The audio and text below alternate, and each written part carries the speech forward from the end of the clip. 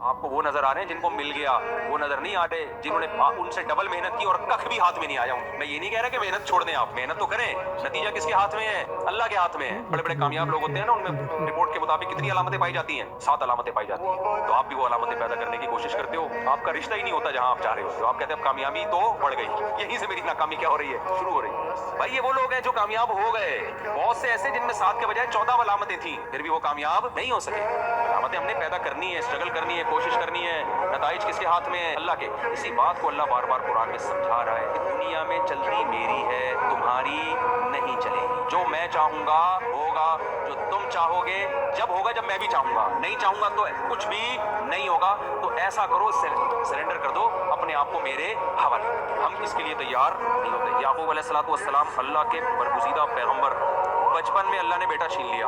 کیا یعقوب علیہ السلام چاہتے تھے کہ میرا بیٹا مجھ سے بچھڑ جائے؟ چھینا بھی